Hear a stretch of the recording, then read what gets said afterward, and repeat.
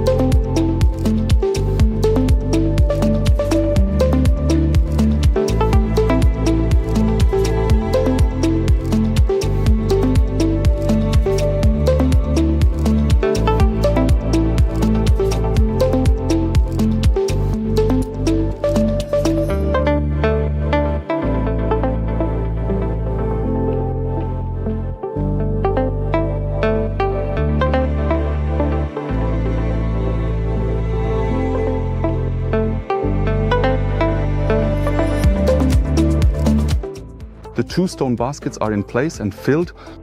In the lower basket, I also integrated 2 sturdy planting bowls and planted lavender. It's relatively low maintenance and can grow here on its own. The whole thing is stable enough that you can definitely walk on it. The upper area is also holding up. On the sides, I placed 2 concrete blocks so that the gravel, the bedding sand I used here for stabilization, doesn't spread too much. I will generously fill this area at the end with the remaining stones I still have to further increase the stability. Behind it, I still have enough space to install my distribution box here.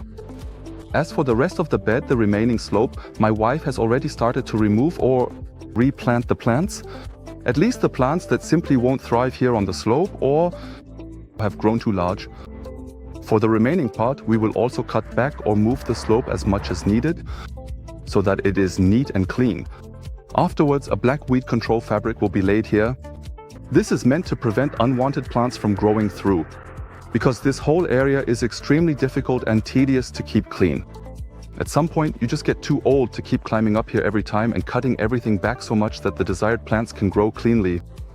As soon as the black fabric is installed, I can then start setting up the water supply, the irrigation system. The protective fabric has been laid out over a large area. I first secured it to the ground with anchors so that the wind wouldn't blow it away. I've already dug the hole for the valve box as well. The box fits comfortably into this area. I'll adjust the height later with my gravel. In the box, I'll have the inlet, which comes from the lawn irrigation. Afterwards, the area will be supplied with water. I have an additional outlet for the area below the gabion. I need 1 outlet for irrigating this entire slope and a 4th outlet that runs to the end of the slope, because another valve box is to be installed there, which will later irrigate the raised bed and the hedge as well. For water distribution, I'm once again using tried and tested components with which I've already had good experiences. Here you can see the Rainbird water distributor with the Hunter solenoid valve and a manual valve. The entire setup is to be carefully installed in this particular slope so that I can precisely and manually control the water outlet for the specific area located below the gabion, then connect the water inlet up here at the top and effectively manage the irrigation system for the entire slope. The further irrigation to the valve box will be installed in this area. I'll show you in a moment how I assembled this part and why I used these components. The important thing is just that this distributor fits into the ground like this, with the box around it. It needs to fit in here so that I don't have too many kinks with the pipes. Because these distributors, but I can only truly change the overall length if the length itself isn't under any significant lateral tension. Otherwise, those specific areas quickly become quite leaky and problematic. I will meticulously drill the necessary holes for the various openings so that everything ultimately sits relatively relaxed and without undue stress. I can adjust the slope using the angle. Now, about the distributor, I'll show you which components I used to build it. The water distributor I'm using consists of various components. I've installed parts from Rainbird, Hunter and third-party suppliers. If you want to recreate the whole thing, just take a look under the video in the description. I've linked the relevant products for you there. Now I'll show you how you can assemble this water distributor. I'd like to start here with the basic distribution, this water distributor from Rainbird. This is the version with 2 outlets. This distributor is also available in versions with 3 or 4 outlets. The special thing about this system is that the outlets are variable. That means you install the whole thing. In the ground, for example, you have a solenoid valve installed, and later you need to remove it because you have to replace it, repair it, or whatever the reason may be.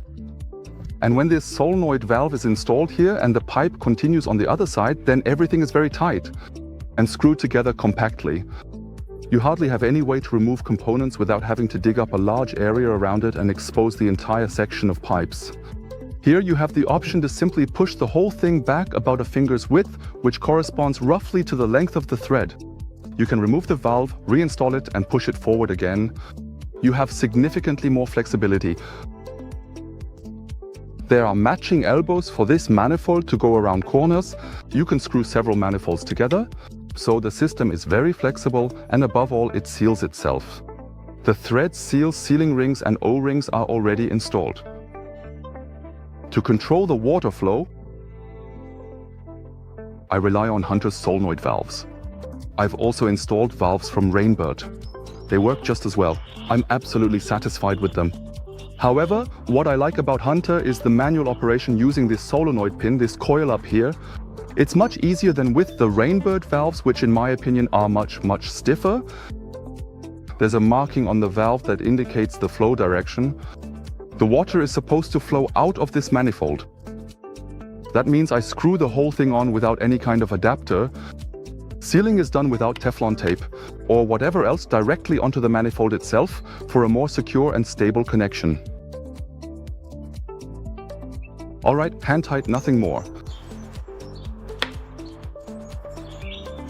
The valve is controlled via the contacts, all at 24 volts. As soon as the voltage is applied, the valve opens and the water flows. When the voltage drops, the valve closes and the water stops. The connection is made via my irrigation computer. This means that later I'll also have to install a corresponding control cable in the valve box. I need 2 wires per valve, but with 2 valves I only need 3 wires because the ground is always the same. But I've already explained that in another video. You can find it at the top right. There you can take another look at the whole thing in peace. To connect the water to the PE pipe, you can use the fittings directly. With a 1-inch connection, I really like using these connectors from Gardena because they are truly very easy to handle. And especially in hard to reach areas, I find this much nicer than using screw connections. With this system, everything works up to 1 inch. I can also screw the distributor directly onto the valve by hand. This Gardena fitting also already has a built-in seal. And the pipe can then be inserted if I open it half a turn, pushed in all the way to the stop, pushed further if needed, and then closed. And it's sealed. It really is sealed. Now I have the connection to the irrigation line. Now I need a connector that will carry everything further to the area beneath my gabions. I don't need a valve here. This area is controlled by a separate valve box, which has its own valves. However, I want to keep the option open to completely shut off the lower area from the water supply. That means a shut-off valve, a stopcock, needs to be installed at this point. Now, there are very large, bulky shut-off valves that unfortunately don't fit perfectly into the boxes. At some point, I discovered these small stopcocks. The downside, in my opinion, is that the water flow is actually quite noticeably reduced. On the inside, you can see it here, the opening that actually remains compared to what would be possible.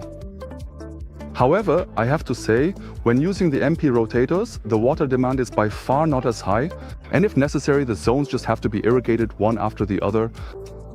This system also has this valve of flow direction. That means I would have to connect it directly somewhere here to the outlet. One option I have is to connect the whole thing using a suitable connector, a reducer. I'll also link these reducers for you below the video. They have a built-in seal, although the valve itself already has a seal as well. I screw the whole thing together hand tight, and afterwards the valve can be screwed directly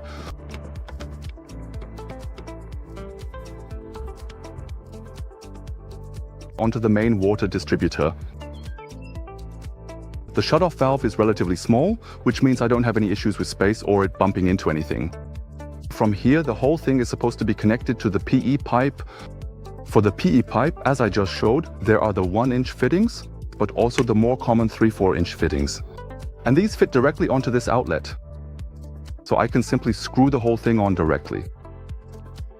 After the valve, the PE pipe is screwed in directly and routed to the area below the gabion. The routing of the water, I can also easily connect to the second valve box using these 1-inch connectors, for example, by simply screwing this on here, inserting the PE pipe and continuing from there. On the other side, I can use an elbow fitting and direct the whole thing wherever I want. I can install separate couplings, for example, to switch from an internal thread to an external thread. And then, for example, to be able to screw on this distributor as well. And additionally, depending on how you want to set everything up, there are internal thread to internal thread connectors, 3/4 inch. Here I have reducers, internal thread to internal thread.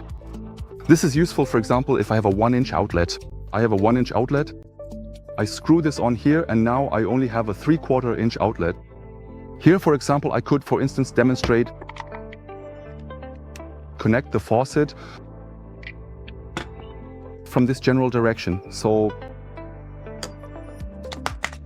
you see, the possibilities are numerous. If you plan to build this water distributor yourself, tailored to your needs, then make sure to first check which components you need. You have 1-inch connections here, you have 1-inch connections here. The typical Gardena system has a 3/4 inch connection. The solenoid valves usually also have a 1-inch connection. However, the water taps are only 3/4 inch, depending on what you need. Make sure to order and buy the appropriate adapters, reducers and connectors in advance. That way, when you assemble everything, you won't get stuck because a connector is missing somewhere. Now I'm taking the distributor that I've already assembled, everything tightened by hand. Again with me, I place the whole thing into my box. I align the box so I know where I need to drill the holes for the passages with my core drill. And then I can already position the box. But before I continue, I have a request for you. If you like my work, if you like my video, then please be fair and just click below. The like button, hit the like button, give me a thumbs up. That would make me really happy. If you generally like my videos and my projects, then subscribe to my channel, and you won't miss any of the new videos. If you're interested in the materials I'm using here, or if you're planning something similar, then take a look below the video in the description. I've linked all the building materials there. You'll get them at the same price as I do. However, my channel receives a small commission because that's how I make a living and finance my projects. So thank you in advance, and let's continue.